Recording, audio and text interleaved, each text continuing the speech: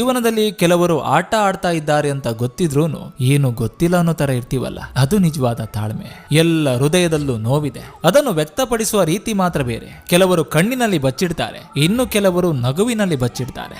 ಬೇರೆಯವರ ಅವಶ್ಯಕತೆಗಳೊಂದಿಗೆ ಆಟ ಆಡೋ ಜನರಿಗೆ ಅವರ ಅವಶ್ಯಕತೆ ಬಂದಾಗ ದೇವರು ಆಟ ಆಡಿಸ್ತಾನೆ. ಬೇರೆಯವರಿಗೆ ಬೈಯುವಾಗ ತಿಳಿದುಕೊಳ್ಬೇಕು ನಮ್ಮ ಬಾಯಿ ಹೊಲಸಾಗುವುದೆಂದು. ಬೇರೆಯವರ ಮನೆಯ ಹೆಣ್ಣು ಮಕ್ಕಳ ಬಗ್ಗೆ ಮಾತಾಡುವಾಗ ತಿಳಿಬೇಕು ನಮ್ಮ ಮನೆಯಲ್ಲೂ ಹೆಣ್ಣು ಮಕ್ಕಳಿದ್ದಾರೆ ಎಂದು.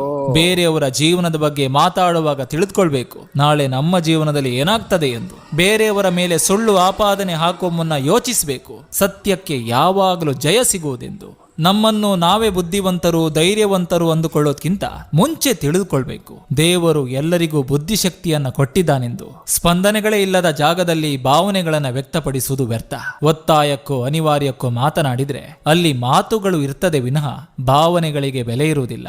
ಚಾಡಿ ಹೇಳಿ ಒಬ್ಬರಿಂದೊಬ್ಬರಿಗೆ